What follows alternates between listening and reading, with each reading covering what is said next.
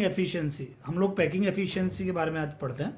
अभी तक हम क्या क्या बातें कर चुके हैं, देखो दोबारा से बार बार रिपीट कर रहा हूँ। टाइप्स ऑफ सॉलिड हमने पहले पढ़ा कि सॉलिड के टाइप्स क्या होते हैं ना, अलग अलग हिसाब से, मतलब उनके स्ट्रक्चर के हिसाब से, आईएफए के हिसाब से। और उसके बाद हमने पढ़ा कि यूनिट सेल क्या होता है, लैटिस क्या होता है।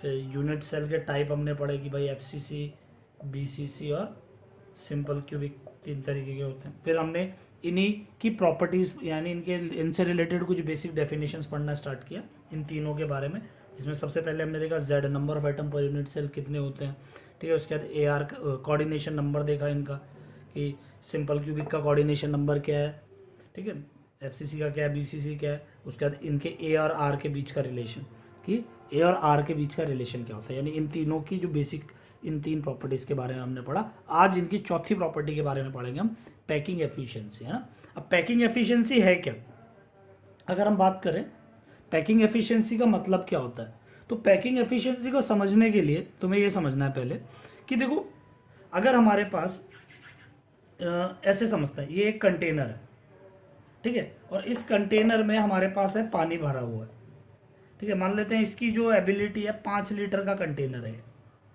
ये 5 लीटर का कंटेनर है, और तुमने इसके अंदर क्या किया, 2 लीटर पानी डाल दिया, 2 लीटर इसके अंदर पानी डाल दिया तुमने, ये किया। तो एक्चुअली हुआ क्या भाई, एबिलिटी कितनी है 5 लीटर की, तुमने कितना डाला 2 लीटर, तो 2/5 इंटू 100 भाई कितना है, भाई कितना आ सकता है इंटू 100, यानी ये हमारे पास कितना हो गया, 40% हो गया। यानी कि ये जो बीकर है, ये बीकर जो है ये 40% भरा हुआ है, इसी को हम कहते हैं पैकिंग एफिशिएंसी। यानी इस बीकर की अभी पैकिंग एफिशिएंसी 40% है, ये 40% भरा हुआ है। ये एक हम मैक्रोस्कोपिक एक बड़े लेवल पे हम ऐसी बात करें, कुछ बात समझ आई या नहीं, तो इसी को हम पैकिंग एफिशिएंसी बोलते हैं। अब हम इसको समझते हैं अपने सॉलिड स्टेट में, और समझने के लिए देखो एक एग्जांपल और लेता हूँ थोड़ा सा पैकिंग एफिशिएंसी क्लियर करने के लिए। मान लेते हैं ये एक बीकर है, ऐसे समझो, सिर्फ इतना ही समझना है, ये एक बीकर है, ठीक है। अब इस बीकर में ये एक बीकर है, थोड़ा सा लेते हैं, और इस बीकर का जो वॉल्यूम है मान भाई 5 लीटर का है, एक बार के लिए समझते हैं, 5 लीटर का है। अब इसके अंदर मैंने कुछ बॉल्स डाल दिए, सिर्फ समझने के लिए समझेंगे बेटा, इसके अंदर कुछ बॉल्स हमने डाल दिए। मान लो इसके अंदर मैंने 10 बॉल डाल दिए, कितनी, 10 बॉल्स इसके अंदर मैंने डाल दिए। एक बॉल, सारी बॉल एक जैसी है, और हर बॉल का जो वॉल्यूम है वो 0.25 लीटर है, एक बॉल का जो वॉल्यूम है 0.25 लीटर है। और ऐसे मैंने इसके अंदर 10 बॉल डाल दिए, 10 बॉल इसके अंदर हमने डाल दिए, और एक का जो वॉल्यूम है वो है 0.25 लीटर। तो देखो इसकी एबिलिटी कितनी है 5 लीटर की, और कितनी आ रखा है इसमें, तो 0.25 इंटू 10, क्योंकि 10 बॉल डाली है, इंटू 100, यानी 50% आ जाएगा सॉल्व करेंगे तो।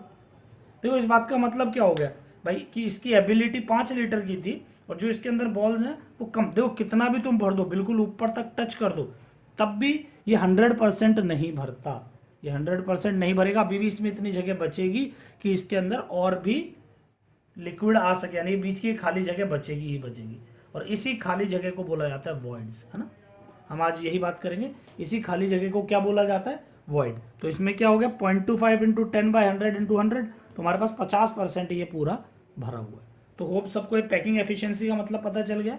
पैकिंग एफिशिएंसी का मतलब क्या है, कि कितना परसेंट भरा हुआ है या कितना परसेंट खाली है, ये एक आइडिया हमें पड़ जाता है। इसी से रिलेटेड मैंने एक लास्ट जो 6 क्वेश्चन की शीट भेजी थी, या 6 की या पता नहीं, जो भी लास्ट शीट थी, उस शीट में क्वेश्चन था कि अगर हमारे पास एक क्यूब है ना, और उस क्यूब में एक बिल्कुल ऐसे बॉल फिट कर दी है जो कि इसके सरफेस को टच करते हुए जा रही है ना। क्यूब है बेटा, है ना, 3D में सोचना है, और इसके अंदर ये फुटबॉल टाइप की एक बॉल है ना। तो ये कितना परसेंट पैक्ड है, पैकिंग का एक क्वेश्चन वहां पे भी था। तो इसको कैसे करेंगे भाई, वॉल्यूम ऑफ, छोटे वाले को ऊपर लिखते हैं, तो वॉल्यूम ऑफ बॉल ऊपर बाय वॉल्यूम ऑफ क्यूब नीचे इंटू 100, भाई कितना है, भाई कितना आ सकता है इंटू 100, तो यहां से आ गया। तो इसी चीज को भी आगे कंटिन्यू करते हैं, पैकिंग एफिशिएंसी को। हम पैकिंग एफिशिएंसी आगे करते हैं, इसको देखो ऐसे समझते हैं। पहला, हम तो वो 3 पढ़ रहे हैं, तो पहला देखेंगे सिंपल क्यूबिक। सिंपल क्यूबिक की पैकिंग एफिशिएंसी देखते हैं, सिंपल क्यूबिक। तो सिंपल क्यूबिक की पैकिंग एफिशिएंसी हम कैसे निकालेंगे, पहले सिंपल क्यूबिक कैसा है ये देखेंगे।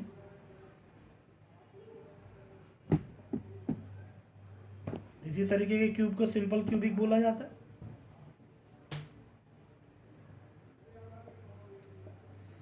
कॉर्नर्स पे एटम होंगे इसके, यही होता है कॉर्नर्स पे एटम का। ठीक है, तो ये हमारा सिंपल क्यूबिक है। अगर तुम्हें ध्यान है तो इसके बारे में दो बातें हम ऑलरेडी पढ़ चुके हैं, मैं दोबारा बात कर रहा हूं। क्या क्या? इसका z कितना होता है 1, a और r का रिलेशन क्या है, a इक्वल्स टू 2r। क्या मेरी बात समझ आई या नहीं? a क्या है? इसकी edge length, corner to corner का डिस्टेंस, और इसकी जो रेडियस है वो है r। तो एटम की जो रेडियस है वो है r, हाँ है ना। तो रेडियस a है और ये मतलब एज लेंथ a है और रेडियस है r। ठीक है, तो देखो इसको अगर रियलिटी में समझे तो यहाँ पे जैसे ये जो एटम्स होंगे इस तरीके से पैक्ड होंगे, है ना भाई। 3D में सोच रहा है ना, एक और लेयर इसके ऊपर होगी। तो अगर इसके सेंटर टू सेंटर को मिला के मैं क्यूब भी बना देता हूँ तो ये जो बीच की जगह ये तो अभी भी खाली रहेगी, है ना। ये जो जगह ये अभी भी खाली रहेगी, इसी को बोला जाता है वॉइड। और इसी की वजह से थोड़ी सी जगह एक क्यूब में हमेशा खाली रहती है, और हम वही निकाल रहे हैं कि कितना परसेंट खाली है या कितना परसेंट भरा हुआ है। तो a इक्वल्स टू 2r ये हमें पता चल गया, हाँ है ना। तो ये हमारे पास सिंपल क्यूबिक है। तो हम एक पहले तुम्हें याद रखेंगे पैकिंग एफिशिएंसी का एक सिंपल सा फॉर्मूला हमारे पास है। पैकिंग एफिशिएंसी का सिंपल सा फॉर्मूला क्या है कि packing efficiency is volume of atoms. कितने एटम्स हैं भाई? टोटल बन तो एक क्यूब ही रहा है, तो वॉल्यूम ऑफ क्यूब इंटू 100। तुम ये सिंपल सी बात याद रखोगे कि volume of atoms into 100 upon volume of cube, यही है volume of atoms into 100 upon volume of cube. ये एक सिंपल सा फॉर्मूला तुम याद रखोगे। अब वॉल्यूम ऑफ एटम्स क्या होगा भाई? वॉल्यूम ऑफ एटम हमारे पास क्या होता है 4/3 pi are cube, 4/3 pi are cube. अब इनटू में एटम्स कितने हैं? जैसे सिंपल क्यूबिक है तो 1 होता है, एफसीसी है तो 4 है, बीसीसी है तो 2 है। तो यहाँ पे मैंने ले लिया z upon volume of cube. What is the volume of cube? a cube. हमें पता है ना what is the volume of cube? a cube into 100। तो ये एक फॉर्मूला है, इससे याद रखना कि पैकिंग एफिशिएंसी का हमारे पास जो फॉर्मूला है वो क्या है। पैकिंग एफिशिएंसी का ये सिंपल सा फॉर्मूला बन जाता है 4/3 pi are cube into z by a cube into 100। तो यहाँ से हम इजीली सबके बारे में निकाल पाएंगे, हाँ है ना। चलो, अगर मैं बात सिंपल क्यूबिक की बात कर रहा हूँ कंटिन्यू में कि ये सिंपल क्यूबिक हमारे पास है, तो ये सिंपल क्यूबिक की अगर बात करें तो अभी हुआ था भाई z इसका कितना है 1, a इक्वल्स टू 2r, ये इसका रिलेशन है। बेटा ये सब मैं अलग से पढ़ा चुका हूँ, है ना, इसलिए हम यहाँ पे डायरेक्ट कर रहे हैं। और पैकिंग एफिशिएंसी क्या है 4/3 pi are cube into z upon 100, sorry into a cube into 100, हाँ या ना, पक्का। तो चलो कैलकुलेट कर लेते हैं। 4/3 पाई, रेडियस कितनी है इसकी बताओ फटाफट भाई। r को r ही लिखते हैं, a के जगह r डाल देंगे ना, r क्यूब। z कितना है 1 into 100 upon what is a equals to 2r होता है, तो 2r का क्यूब, हाँ है ना। तो यहाँ पे हमारे पास क्या आ गया देखो 4/3 पाई r क्यूब इंटू 100 अपॉन नीचे कितना देखो 2 की पावर 3 8 इंटू आर क्यूब, हाँ या ना। तो यहाँ से देखो ये आर क्यूब से आर क्यूब मर गया, मतलब कट गया। और यहाँ से इसको और थोड़ा चलो सिंप्लीफाई कर देते हैं। 4 पाई 100 4 into pi into 100 upon 3 into 8, तो ये 4 से कट गया 2। तो हम यहाँ पे क्या कह सकते हैं पाई बाय 6 इंटू 100। एक्चुअली ये मैं क्यों ऐसे अलग अलग लिख रहा हूँ मैं समझा देता हूँ ना। पाई बाय 6 इंटू 100 यानी क्या आ गया देखो साइड में देखो हमारे पास पैकिंग एफिशिएंसी कितनी आ गई पाई बाय 6 इंटू 100, ठीक है। तो अगर मैं इसको सॉल्व करूँ तो it comes to be 52%, almost कितना आएगा 52% आएगा। तो पैकिंग एफिशिएंसी हमारे पास कितनी हो गई 52%। तो पैकिंग एफिशिएंसी हमारे पास कितनी हो जाएंगी 52%। अगर देखो कई बार क्या होता है फ्रैक्शन में भी बात होती है, समटाइम क्या बात होती है फ्रैक्शन में बात होती है। तो फ्रैक्शन में अगर पूछा जाए तो क्या हो जाएगा 0.52, देखो पैकिंग एफिशिएंसी को 100 से डिवाइड कर दो, वो फ्रैक्शन में हो गया। मान लो मैं कह रहा हूँ तुम्हारे कितने % मार्क्स आए, तुम कह रहे हो 90, तो ये परसेंटेज एक कॉमन टर्म है, वैसे फ्रैक्शन भी होता है भाई, कितने फ्रैक्शन मार्क्स आए, जैसे परसेंटेज में 90% तो फ्रैक्शन में बोलोगे 0.9% मार्क्स है, 0.9 फ्रैक्शन मार्क्स है, तो 90% या 0.9 फ्रैक्शन। ऐसे पैकिंग एफिशिएंसी 52% है, या इसको 100 से डिवाइड कर दो तो 0.52 है। देखो ऐसे कई बार पाई के फॉर्म में भी हो सकता है कि देखो अगर इसको मैं 100 से डिवाइड कर दूं, इस वाली टर्म को 100 से डिवाइड कर दूं, तो हमारा फ्रैक्शन क्या हो गया, π/6। तो तुम्हें ये तीनों ही फ्रैक्शंस याद रखने, क्या 52%, 0.52% या π/6। तो ये हमारा सिंपल क्यूबिक की पैकिंग एफिशिएंसी है। ठीक है, BCC बॉडी सेंटर्ड क्यूबिक। भाई बॉडी सेंटर्ड क्यूबिक की अगर बात करें तो हम लोग तो ये जानते हैं भाई BCC किस तरीके का है, कुछ इस टाइप का होगा। ये क्यूब है,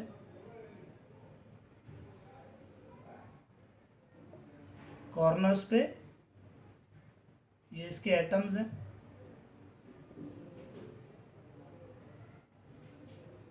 और एक बॉडी सेंटर पे होता है, ये BCC होगा। हाँ है ना। अब मुझे बताओ BCC का Z क्या होता है, हमें पता है 2, A इक्वल्स टू कितना 2R होता है क्या, बिल्कुल नहीं होता। इसका क्या होता है √2A इक्वल्स टू, नहीं √3A है ना भाई, बॉडी सेंटर्ड है तो √3A is equals to 4R, ये इसके AR का रिलेशन होता है। दोबारा देख लो, AR का रिलेशन क्या है भाई, Z2 होता है और √3A is equals to 4R, पक्का। और पैकिंग एफिशिएंसी का फॉर्मूला भी बताया था, 4/3 πr³ into Z upon A³ into 100। Actually ये फॉर्मूला नहीं है, एक सिंपल सी समझने की बात है, कितने एटम है उसका वॉल्यूम बाय क्यूब का वॉल्यूम इंटू 100 है ना, कितना है कितना आ सकता है बाय 100। बात समझ आ गई यानी, तो कितने एटम्स आए 4/3 πr³ इंटू इसका Z/3 बाय A³ इंटू 100। तो चलो इसको सॉल्व कर लेते हैं। 4/3 पाई R को एज इट इज R ही रखते हैं, इंटू Z इसका क्या है 2 इंटू 100 अपॉन, नीचे देखो A के जगह हम क्या लिख सकते हैं, यहाँ से A को क्या लिख दें 4/√3R, हाँ है ना भाई, A को क्या लिख दिया 4/√3R, तो 4R/√3 का क्यूब, पक्का या नहीं। चलो इसको यहीं पे कंटिन्यू करते हैं आगे। ये क्या हो जाएगा 4/3 πr³ इंटू 2 इंटू 100। एक सेकेंड, थोड़ा सा इसको इस तरीके से लिख देते हैं, 4 πr³ into 2 into 100 upon 3 into 4 का क्यूब क्या होता है 64 इंटू R³ इंटू 3√3। हाँ या ना, क्या मेरी बात समझ आ गई या नहीं। ये हमने इसको सॉल्व किया तो ये आ गया हमारे पास, देखो 3 से ये 3 कट गया, मतलब मर गया ये मान लेते हैं ना, ये 3 से ये 3 मर गया, और 4 1 जा, और ये 4 16, ये 1 और ये 8, तो हमारे पास कितना आ गया, अभी तो 100 है, चाहो चलेगा रख ले, अलग कर दें पहले, और क्यूब से क्यूब, तो π√3 π/8 इंटू 100, वही चीज़ देखो दोबारा आ गई है ना। अगर इसको मैं परसेंटेज में बोलूँ तो ये कितना परसेंटेज हो गया, देखो एक तो ये √3 π/8 इंटू 100, इसको अगर परसेंटेज में बोलेंगे तो 68% के अराउंड होता है, कितना 68। और अगर इसी को फ्रैक्शन में बोलें तो 0.68 फ्रैक्शन, और अगर पाई के टर्म में तो √3 π/8। ये डायरेक्ट याद रखना बेटा तीनों बातें तुम्हें, 68 या √3 π/8, उसका क्या π/6, इसका √3 π/8, ये इसका परसेंटेज हो गया। तो ये हमारा बॉडी सेंटर्ड क्यूबिक है कि बॉडी सेंटर्ड क्यूबिक कितना परसेंटेज पैक्ड होता है, हमारे पास 68% बॉडी सेंटर्ड क्यूबिक पैक्ड होता है। हाँ या ना, कोई तकलीफ इसमें। ठीक है, अगला हम देखें। इसमें मैं एनिमेशंस नहीं डालूंगा बेटा ना, कोई ज़रूरत नहीं है इसके एनिमेशंस की, इतनी सर को भी हर बार मेहनत ज़्यादा हो ये ज़रूरी नहीं है, तो बेस्ट है कि इसको ऐसे ही देखो। लास्ट है हमारे पास BCC तो हो गया, last is FCC, face centred cubic. Last is face centred cubic. तो फेस सेंटर्ड क्यूबिक में हम देखते हैं, इसका पहले वो बना लेते हैं, तो ये हमें पता ही है, ये तो बस बेटा इसलिए बार बार बना देता हूँ ताकि थोड़ा सा रट जाए, है ना। किसी भी चीज़ को करने का सबसे बेस्ट तरीका होता है कि हम उसको इतनी बार कर लो कि वो दिमाग में रट जाए। जब भी कोई चीज़ मुश्किल लगती हो ना, उसको इतनी बार ड्रॉ करो, इतनी बार हाथ से लिख दो कि वो तुम्हें रट जाएगी। तो ये रियलिटी है, साइकोलॉजिकली होता है, अभी है ऐसा। चलो, तो ये हमारे पास फेस सेंटर्ड क्यूबिक है, ये फेस सेंटर्ड है। चलो फटाफट सोचेंगे z कितना होता है फेस सेंटर्ड का और ए और आर के बीच का रिलेशन क्या होता है बताओ। तो z कितना है इसका 4, बहुत सही। और a और r के बीच में √2a इक्वल्स टू 4r। हाँ है ना, मैं यहीं पर डायरेक्ट a का भी लिख देता हूँ ना, a कितना हो जाएगा 2√2r ना, सॉल्व करके 2√2r आ गया। जरूरत पड़ेगी ना भाई a की जगह r की वैल्यू डालते हैं। और पैकिंग एफिशिएंसी का फॉर्मूला क्या था इसका, packing efficiency is 4/3 pi are cube into 100 upon 4/3 pi are cube into 100 upon A cube into 100, ये पैकिंग एफिशिएंसी है। तो 4/3 पाई आर को आर ही लिखेंगे इंटू जेड है बेटा, सॉरी जेड कितना होता है इसका 4 इंटू 100 अपॉन ए की वैल्यू 2√2 का आर का होल क्यूब। पक्का। चलो इसको थोड़ा सा और सिंप्लीफाई कर दें। तो सिंप्लीफाई कैसे करेंगे, 4/3 pi are cube into 4 into 100, हाँ 8 इंटू 2√2r क्यूब, ठीक है ये हो गया। तो क्यूब से क्यूब गया है ना, 4 ये 4 4 जा 16 और 8 2 जा 16, ये कट गया डायरेक्टली। तो ये हमारे पास आ गया π/3√2, π/3√2 इंटू 100। क्या मेरी बात समझ में आई। पैकिंग एफिशिएंसी हमारे पास आ गई π/2। पैकिंग एफिशिएंसी कितनी हो गई π/3√2 इंटू 100। परसेंटेज में कितना हो गया बोलो फटाफट। परसेंटेज इसको सॉल्व करेंगे तो बताता हूँ 74% आता है, ठीक है। फ्रैक्शन में अगर इसका आंसर हम दें तो इट इज 0.74, और अगर पाई के फॉर्म में देना है तो π√3/2। तो फ्रैक्शन में दो तरीके के आंसर है, परसेंटेज में तो ये होता है। तो ये याद रखेंगे, ये हमारे पास एफसीसी का हो गया कि एफसीसी किस तरीके से करना है। तो पैकिंग एफिशिएंसी हमारे पास एफसीसी की भी आ गई है, हाँ या ना। किसी को कोई डाउट हो इतने में तो मुझे व्हाट्सएप या मैसेज कर सकता है। तो ये हमारे पास तीनों का हमने कर लिया। इसका भी एक समरी देख लेते हैं, क्या इसकी समरी हो गई आज के लेक्चर की या इस पार्ट की। तो इसकी समरी क्या है कि देखो सिंपल क्यूबिक, एफसीसी और बीसीसी, ये तीन है। सिंपल क्यूबिक, एफसीसी और बीसीसी, ये तीन हमारे पास है। अगर हम बात करें, एक काम करते हैं पूरा ही लिख लेते हैं ना बेटा, जितना पूरा ही पढ़ा है, सिर्फ इस पार्ट का ही क्यों करें। समरी में सिंपल क्यूबिक, एफसीसी और बीसीसी,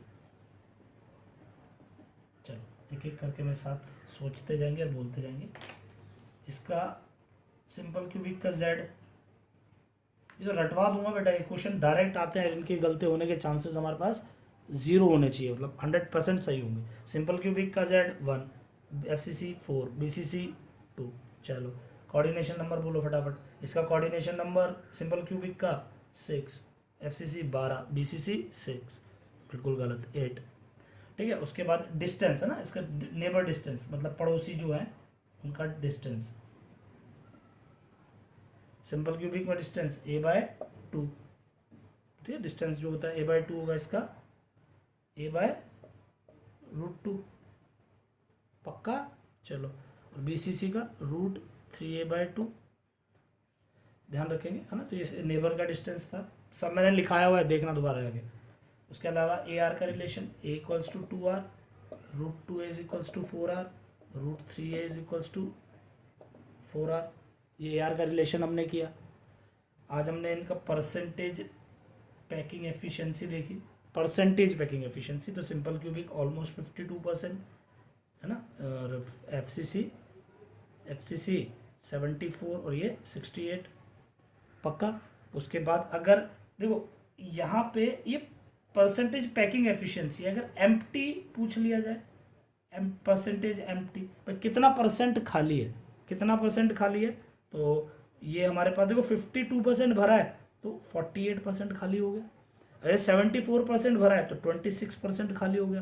ये 68 भरा है तो 32% खाली हो गया। तो देखो क्वेश्चन को थोड़ा ध्यान से देखना कि वो कितना खाली का परसेंट पूछ रहा है या भरे का परसेंटेज पूछ रहा है। मेरी बात ध्यान देंगे, कितना परसेंट भरा है तो 52, कितना परसेंट खाली है तो 48, और इसी को फ्रैक्शन में भी मैं बता चुका हूँ बेटा, बोर्ड पे देखो यहाँ जगह की थोड़ी सी किल्लत है हमारे पास। तो अगर ये फ्रैक्शन में पूछा जाए तो भाई 100 से डिवाइड करके बोल देंगे, या पाई के टर्म में बताया भाई ये पाई बाय 6। हाँ थोड़ा दिख नहीं रहा है बेटा, मुझे पता है बोर्ड का, देखना पाई बाय 6, इसका कितना है भाई बताओ, इसका कितना है पाई बाय √3 है ना। तो ये तुम देखो अपने आप देखो नोट्स में, इसको कंप्लीट करो। मैं तो ये कहूँगा कि पूरे टेबल को बिना देखे एक बार पहले पढ़ लो, मेरे इसका सुन लो मिटा के, या नोट्स में से रिवाइज करके पूरे को एज इट इज एक बार भर लो। तो ये तुम्हें डायरेक्ट याद होना चाहिए। ये जो मैंने टेबल बोर्ड पे, ये पूरा जो बोर्ड भरा हुआ है, ये डायरेक्ट बात तुमसे पूछता है ना। इसके एमसीक्यू चाहे जेई हो, नीट हो, बोर्ड हो, कॉम्पिटिशन हो, कुछ भी हो, डायरेक्ट सवाल पूछेगा। कोऑर्डिनेशन नंबर क्या होता है, नेबर डिस्टेंस क्या होता है, ठीक है। अगर नेबर डिस्टेंस का तो सवाल का अभी जेई में आया ही है 2018 में, ठीक है। तो ये बीसीसी का नीट में आ चुका है, एआर का रिलेशन पूछ लिया एफसीसी को लेके। तो ये सारी बातें हैं, क्या मेरी बात समझ में आई? और एक चीज है, तुम लोग अपने प्रैक्टिस के लिए, है ना, अपने प्रैक्टिस के लिए एज सेंटर का ट्राई कर सकते हो। एज सेंटर का तुम सब ट्राई करोगे कि जेड क्या है, कोऑर्डिनेशन, नेबर, एआर का relation, percent efficiency, empty, fraction, ये सारी बातें एज सेंटर्ड क्यूबिक के लिए तुम लोग ट्राई करोगे। क्या मेरी बात समझ में आई या नहीं? श्योर। जैसे एज सेंटर के लिए मैं कहता हूँ, ये क्वेश्चन है, मैं बहुत रफ में तुम्हें सॉल्व करके दे रहा हूँ, तुम्हें इसको लिखना है ना। फाइंड सब कुछ, z coordination number, neighbour distance, AR relation, ठीक है, परसेंट पैकिंग एफिशिएंसी, सब कुछ निकालना। देखो z coordination number, neighbour distance, AR relation, percentage efficiency, ये सब कुछ कैलकुलेट करना है for edge centre cubic. Edge centre cubic के लिए सारी बातें तुम लोग निकालोगे, किसके लिए? Edge centre cubic. मैं तुम्हारे लिए ड्रॉ कर देता हूं।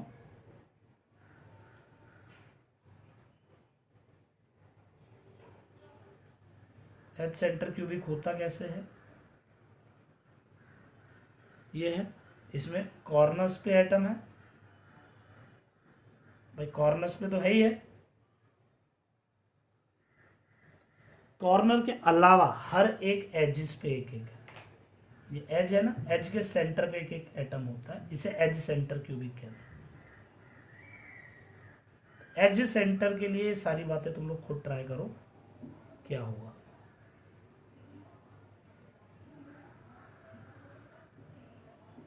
ये एज सेंटर क्यूबिक है। तो एज सेंटर क्यूबिक का जेड, जैसे एक दो मिनट जल्दी जल्दी ट्राई बताऊं, तो कॉर्नर के 8 हैं और एज सेंटर के कितने, 12 भाई, टोटल 12 एज सेंटर्स हैं। इसका पार्टिसिपेशन 1/8, इसका पार्टिसिपेशन 1/4 है ना, नोट्स में देख लेना, मैंने पिछले जेड कराते तो बताया भी है, ये 1 ये 3, तो जेड 4 आ गया, तो जेड 4 हो गया, हाँ है ना। कोऑर्डिनेशन नंबर, एक एटम कितनों से इक्वल डिस्टेंस वालों पे जुड़ा हुआ होगा, सोचो सोचो, दिमाग लगाओ, चलो खुद। कोऑर्डिनेशन नंबर, नेबर डिस्टेंस, ये सारी बातें करना नहीं होगा तो नेक्स्ट जो मैं लेक्चर बनाऊंगा उसमें इस पूरे क्वेश्चन को पूरा डिस्कस करके यहाँ पे वीडियो डाल दूंगा। बट अभी के लिए तुम लोग ट्राई करोगे, ये अगर तुम पूरा सही करेक्ट कर गए मतलब ये सारा टॉपिक तुम्हें क्लियर हो गया।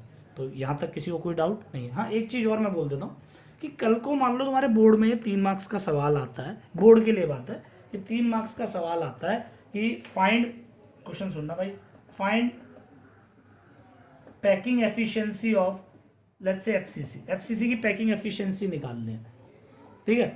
तब तुम लोग क्या करोगे, पहले एफसीसी का स्ट्रक्चर बना के तुम डायरेक्ट जेड नहीं लिखोगे कि इसका जेड 4 होता है और इसके जो √2a = 4r होता है, डायरेक्ट नहीं लिखोगे बेटा वहाँ पे, है ना। जेड तुम्हें लिखना है कि कैसे जेड है भाई, 8 × 1/8 प्लस 6 × 1/2, तो यहाँ से 4 आया। इसका AR रिलेशन कैसे आया वो तुम्हें पूरा एक्सप्लेन करना पड़ेगा कि फेस सेंटर पे 3 एटम ऐसे होते हैं, तो ये क्या हो गया 4r = इसका डायगोनल भी कैलकुलेट करके दिखाना है, √2a होता है, ठीक है। फिर उसके बाद पैकिंग एफिशिएंसी का फॉर्मूला लिख के वैल्यू डालनी है।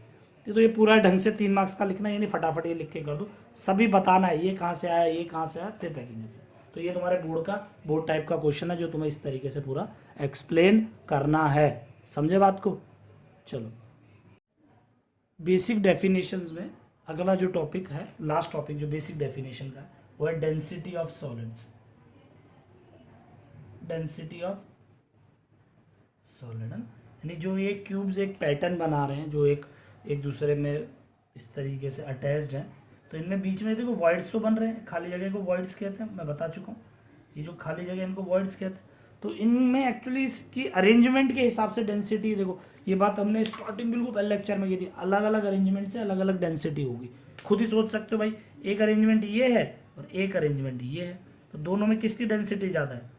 खुद सोचो किसकी डेंसिटी ज़्यादा होगी, पहले वाले की या दूसरे वाले की? दूसरे वाले की। कारण क्या होगा? क्योंकि पहले वाले में सर वॉइड बड़े हैं, बहुत खाली जगह है, दूसरे वाले में जगह कम है, तो इसीलिए इसकी डेंसिटी ज़्यादा है, कम है इसकी डेंसिटी ज़्यादा है। तो पैटर्न पे, पैकिंग पे डेंसिटी का फर्क आता है। तो हम कैसे डेंसिटी निकालेंगे, कैसे डेंसिटी जो है वो नंबर ऑफ एटम्स पे डिपेंड करती है, कैसे पैटर्न पे करती है, वो हम देखते हैं, है ना।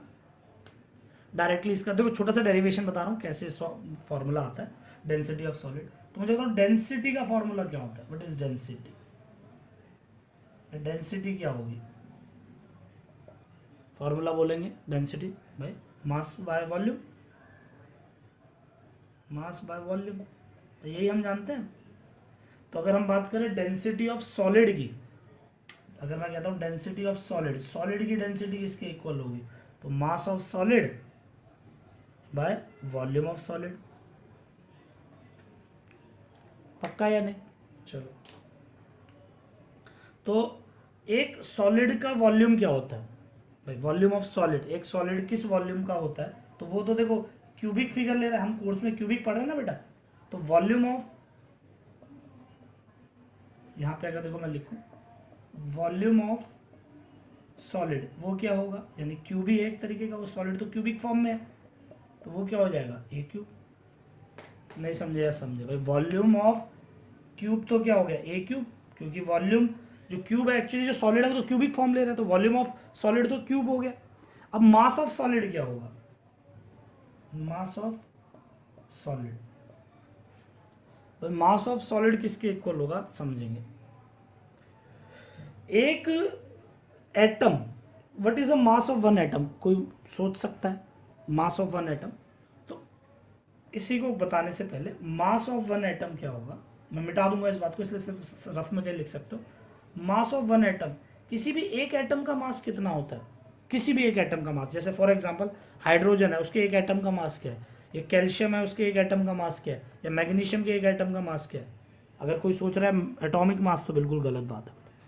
किसी भी एक एटम का मास है ना, उसका एटम का मास होता है उसके molar mass by Avogadro number के बराबर। क्या मेरी बात समझ में आई? एवोगैड्रोज नंबर के बराबर। किसी का भी मास बाय उसका एवोगैड्रो मास, यानी अगर मैं बोलूं हाइड्रोजन का एक एटम का मास क्या है, तो उसका मोलर मास हाइड्रोजन का 1 है बाय एवोगैड्रो 6.022 10 की पावर 23। हाँ है ना। अगर मैं कैल्शियम के एक एटम का मास बोलूं तो 40 बाय 6.022 10 की पावर 23। हाँ है ना। तो मास ऑफ वन एटम कितना हो गया? मोलर मास ये हो गया। पक्का? तो इसी के नीचे चलो लिख देते हैं। तो मास ऑफ सॉलिड क्या हो जाएगा फिर? मास ऑफ सॉलिड, भाई एक सॉलिड में तो Z एटम्स होते हैं, नहीं समझे भाई? एक सॉलिड में, अगर एक सॉलिड मान लो BCC है तो उसमें कितने एटम है? 2। FCC है तो कितने एटम है? FCC है तो कितने एटम है? 4। सिंपल क्यूबिक है तो कितने एटम है? 1। तो किसी भी मास ऑफ सॉलिड कितना होगा भाई? Z, उसमें कितने एटम है into mass of one atom. एक एटम का मास क्या है? m/n। क्या मेरी बात समझ आई या नहीं है?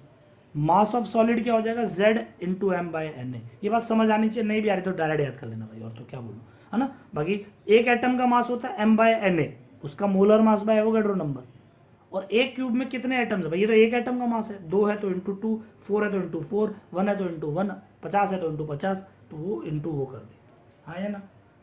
तो हमारे पास मास ऑफ सॉलिड आ गया Z m/na और वॉल्यूम ऑफ क्यूब है A क्यूब। तो इस इन दोनों की वैल्यू यहाँ पे पुट कर दें तो हमारे पास डेंसिटी का फॉर्मूला क्या हो गया? Mass of solid is Zm upon Na into A cube.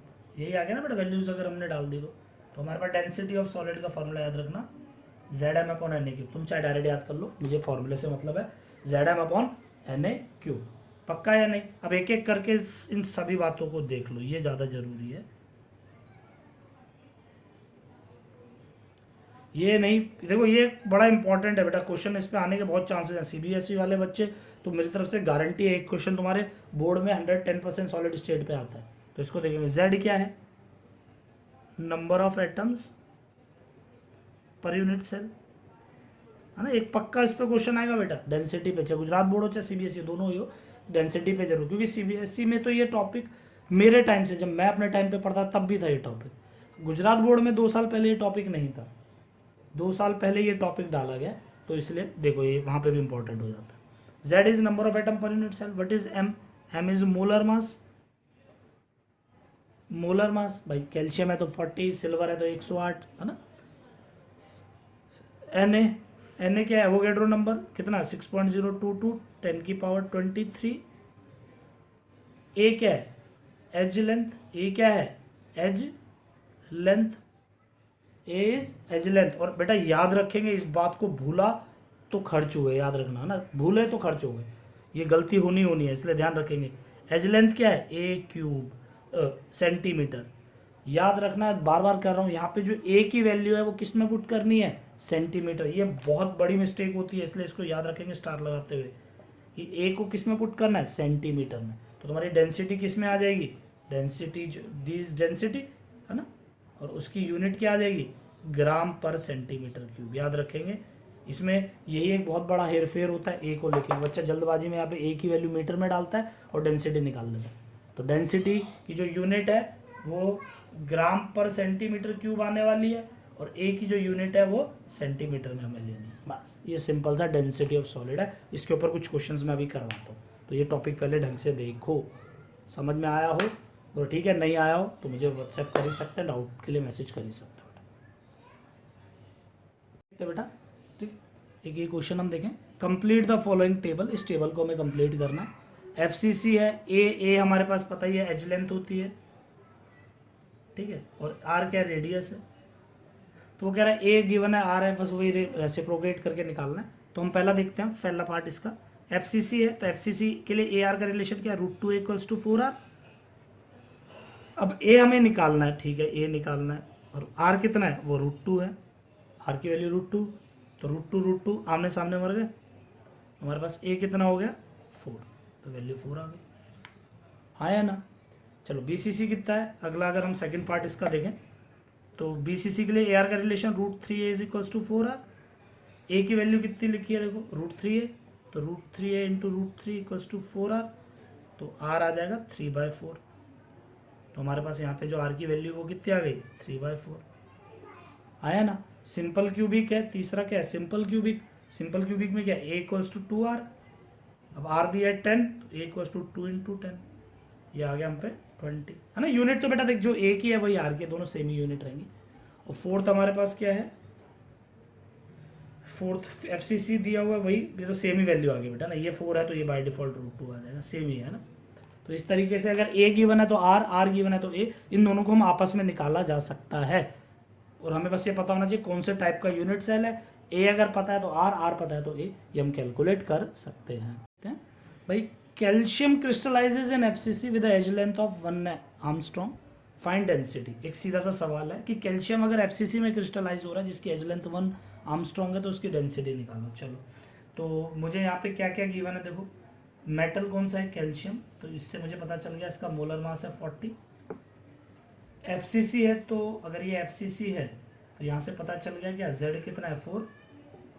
As length हमें कितनी गिवन है, ए गिवन है 1 आर्मस्ट्रॉन्ग, एज लेंथ कितनी है 1 आर्मस्ट्रॉन्ग। तो इसको मैं किस में कन्वर्ट कर दूं बेटा, 10 की पावर -10 मीटर, 1 आर्मस्ट्रॉन्ग मतलब 10 की पावर -10 मीटर। बट हमें, दोबारा बोल रहा हूँ, हमें तो आर्मस्ट्रॉन्ग में नहीं चाहिए, मतलब हमें मीटर में नहीं चाहिए, हमें सेंटीमीटर में चाहिए, तो हम ले लेंगे 10 की पावर -8 सेंटीमीटर। दो कम कर दिया करो बेटा, मीटर से बस 2 कम कर देना, है ना। चाहो तो इस बातों को याद रख लो साइड में कि 1 आर्मस्ट्रॉन्ग मीटर में 10 की पावर -8 सेंटीमीटर होगा, 1 नैनोमीटर जो है 10 की पावर -7 सेंटीमीटर होगा, है ना। ये 2 ही बेसिकली ज़्यादा काम आते हैं। और अगर इनकेस पिकोमीटर आ जाए तो 1 पिकोमीटर 10 की पावर -10 सेंटीमीटर होगा, है ना। मीटर में 2 ज़्यादा होते हैं, इसमें 2 कम कर दो बस, बात समझ आई। तो हमारे पास एफसीसी आ गया, एमस्ट्रॉन्ग, सब कुछ। हमें क्या निकालना है, डेंसिटी। डेंसिटी क्या है, ZM/Na3। चलो जेड कितना है 4, मास 40/n 6 × 10 बेटा 6.022 होता है। देखो कैलकुलेटर वाले हो, गुजरात बोर्ड वाले हो, कैलकुलेटर वाले हो तो यहाँ पे 6.022 ले सकते हो, और अगर CBSE वाले हो तो यहाँ पे 6 एक शॉर्ट में 6 भी ले सकते हो। मतलब दिखा हाथी के दांत दिखाने के और खाने के और दोनों बातें, 6.022 ही लिखो दिखाने में भाई, ठीक है। मास्टर को भी तो बेवकूफ़ बनाना है ना, तो लिखने के लिए 6.022 ही लिखो, लेकिन कैलकुलेशन 6 सोच के करते जाओ, कोई दिक्कत नहीं है ना। और कैलकुलेटर वाले हैं जो गुजरात बोर्ड वाले, वो डायरेक्ट 6.022 ही ले सकते हो, क्योंकि उनके लिए तो कैलकुलेशन नाम की तो कोई चीज़ है ही, है ना। तो 6.022 10 की पावर 23, और a कितना है 10 की पावर -8 का क्यूब, यही है हमारे पास। चलो इसको सॉल्व कर लेते हैं, तो थोड़ा सा और कर लेते हैं।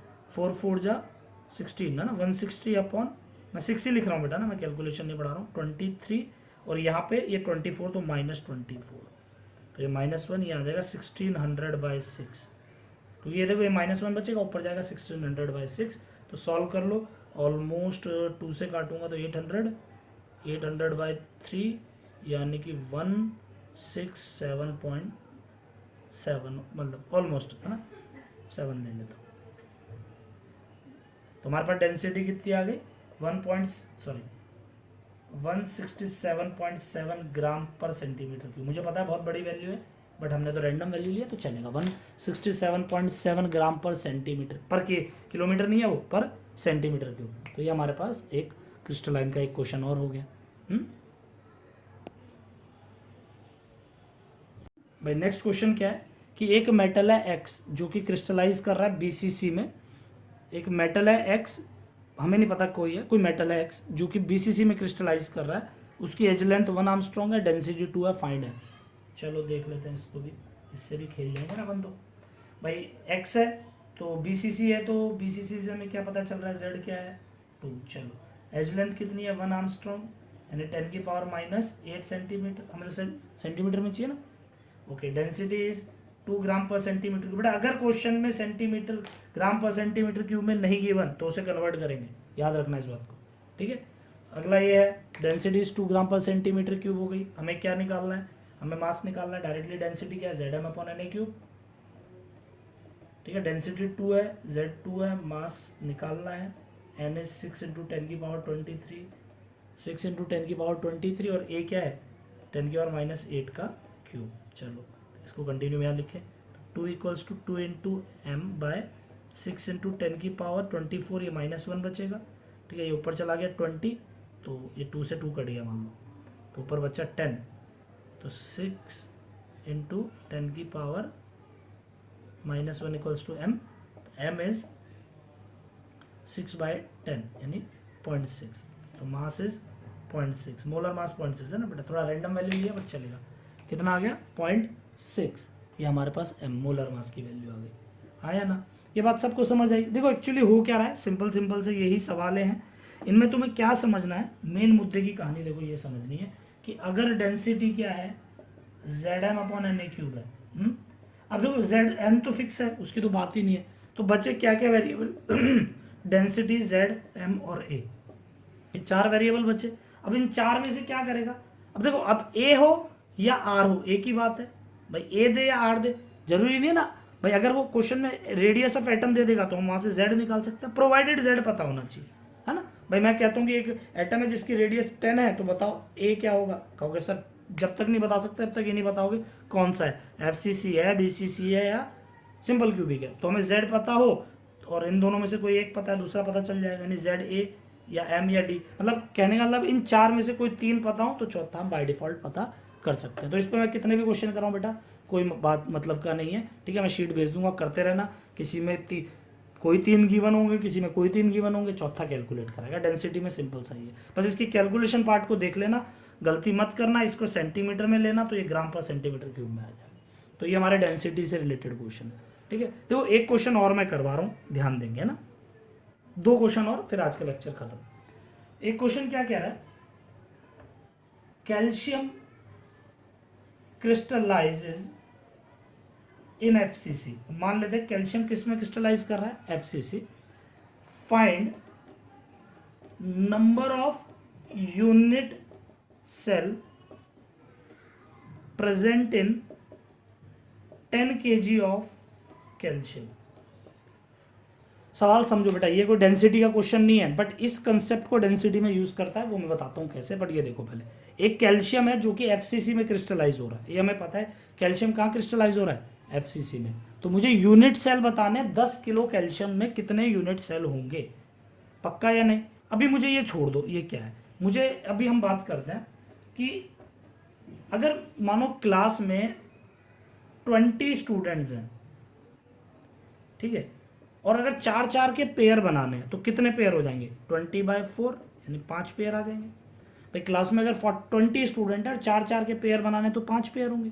ऐसे ही अगर बात कर रहा है वो कि भाई एफसीसी का मतलब क्या है, कितने एटम है, जेड कितना है, 4, यानी तुम्हें 4-4 के पेयर बनाने हैं। इन शॉर्ट देखो, इसी तरीके का सवाल है। 20 बच्चे हैं, 4-4 के पेयर बनाओ तो कितने हो गए। अब केमिस्ट्री में सवाल कैसे बना दिया, 10 किलो अगर कैल्शियम है, 10 किलो कैल्शियम है तो कितने यूनिट सेल होंगे, मतलब कि भाई इतने कैल्शियम के एटम है, 4-4 के पेयर बनाओ कितने बन जाएंगे। तो पहले ये पता कर लो इसमें कितने एटम है। तो नंबर ऑफ कैल्शियम एटम कितने हो गए, नंबर ऑफ कैल्शियम एटम कैसे निकालोगे, given mass by molar mass into Avogadro. भाई given mass by molar mass into Avogadro, यही तरीका होता है नंबर ऑफ एटम्स निकालने का। गिवन मास कितना है, 10 kg, उसको ग्राम में कन्वर्ट करना है। मोलर मास कैल्शियम का 40, एवोगैड्रो 6 × 10⁻23, हाँ है ना। तो ये हमारे पास कितना आ गया देखो, भाई ये तो जीरो ही जीरो बड़े सारे हैं, ये एक जीरो गया, ये हो गया 10⁻26, ये 1.5 × 10⁻26 आ गए, नहीं समझे। तो 26 इतने एटम है, 4-4 के पेयर हैं, कितने बन जाएंगे फटाफट बोलो। तो नंबर ऑफ यूनिट सेल कितने हो गए, नंबर ऑफ यूनिट सेल कितने, टोटल एटम्स हैं 20 बच्चे हैं सर, इतने एटम्स हैं, कितने के पेयर बनाने हैं, 4-4 के, 4 के, तो कितने हो जाएंगे देखो फटाफट। ये 1/4 है यार, ये कैसे, 1.5 चलो भाई पॉइंट, अब जैसा भी कटेगा सॉल्व करो ना, मैं रफ में कर लेता हूँ। ऑलमोस्ट मुझे 0.39 के अराउंड दिख रहा है, ठीक है। 0.3 फिर बचा 3, तो 28 यानी 8 7.37 है ना, 10⁻26 यूनिट सेल ऑलमोस्ट। ये तुम सॉल्व कर लेना बेटा, मेरे पास कैलकुलेटर नहीं है तो मैं हाँ में ही कर रहा हूँ। तो ऑलमोस्ट इतने यूनिट सेल इसमें बन जाएंगे। तो समझ में आई बात या नहीं? यानी अगर कभी गिवन मास के नंबर ऑफ यूनिट सेल निकालने हैं तो तुम्हें उसका जेड पता हो तो निकल सकता है, नंबर ऑफ एटम निकालो, जेड निकाल लो, दोनों को डिवाइड करो। पक्का या नहीं? श्योर? ये हो गया। आप देखो इससे रिलेटेड क्वेश्चन कैसा आएगा, मैं बना देता हूँ, 1 मिनट। क्वेश्चन क्या बनाया,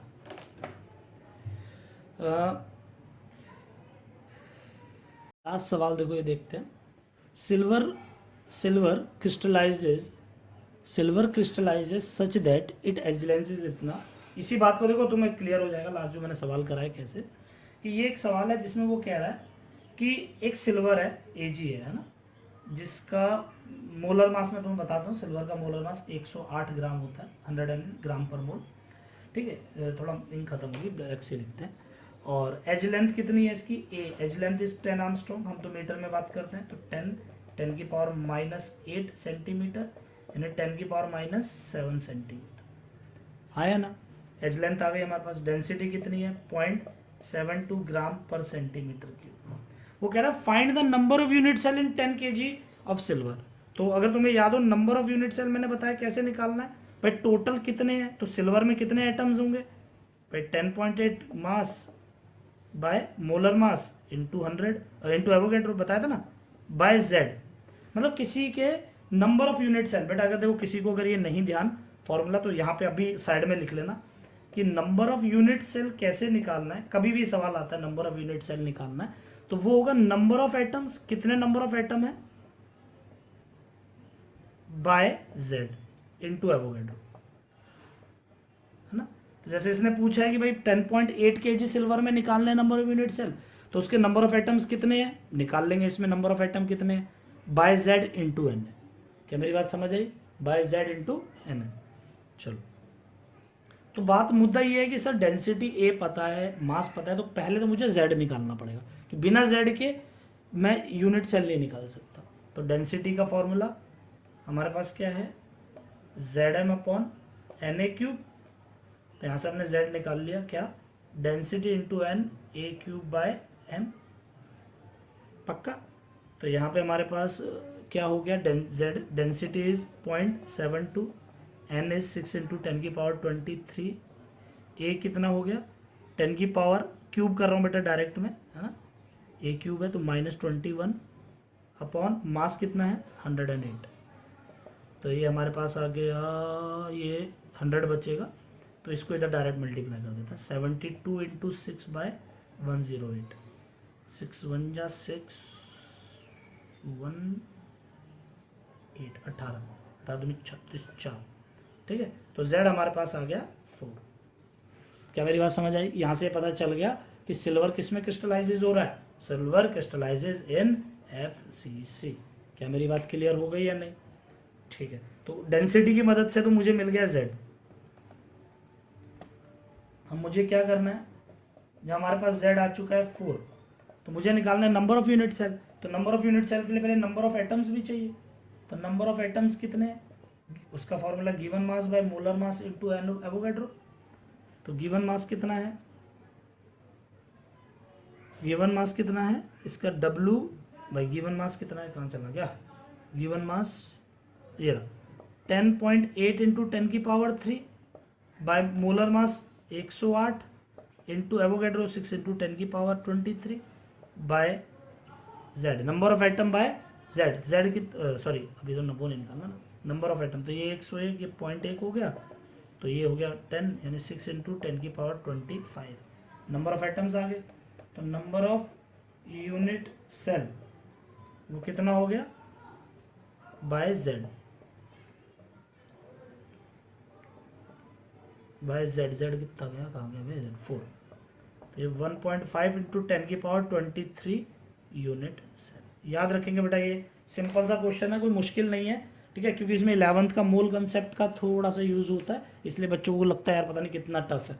तो इसीलिए इस टफ क्वेश्चन को एक आसान बनाने के लिए डायरेक्ट शॉर्ट फार्मूला बना देता हूँ। अगर ऐसा नहीं आ रहा तो ये फार्मूला डायरेक्ट याद रख लेंगे, है ना। ये ऐसा सवाल तुम्हें जरूर मिलेगा बेटा ना। डेंसिटी पे एक तो सिंपल क्वेश्चन बन गया कि डेंसिटी है, z है, m है और a है, तो कोई भी 3 दे के चौथा पूछेगा। एक तो ये सिंपल है, ये सभी बच्चे कर सकते हैं, आई एम श्योर। कई बार ऐसा नहीं देखे, ये यूनिट सेल वाला कंसेप्ट का क्वेश्चन पूछ लेता है, तो देखो मैं डायरेक्ट फार्मूला ही बना रहा हूँ यहाँ पे। नंबर ऑफ यूनिट सेल कैसे आएगा, गिवन मास किस मास में निकालना है वो, बाय मोलर मास, उसका molar mass into Avogadro, Avogadro जो Na होगा, by z, number of unit पर। ये तुम्हारे पास directly number of unit cell का फॉर्मूला है। अब इसको गलती करी तो पिटे जाओगे जब भी हमारे लेक्चर स्टार्ट होंगे, तो इसलिए थोड़ा सा ध्यान रखना। Number of unit cell is given mass by molar mass into Na by z, और सबके साथ नीचे लिख लेना गिवन मास मतलब क्या है, मोलर मास क्या है। तो यहाँ पे अब इसके से रिलेटेड मैं एक शीट भेजूंगा, आज वो शीट के क्वेश्चंस करना। इस पे हम 1-2 लेक्चर ना, अभी अगले एक लेक्चर इसी पे कुछ क्वेश्चंस ही करेंगे, फिर आगे बढ़ेंगे तो सही रहेगा ना। चलो आज का लेक्चर यही खत्म करते हैं।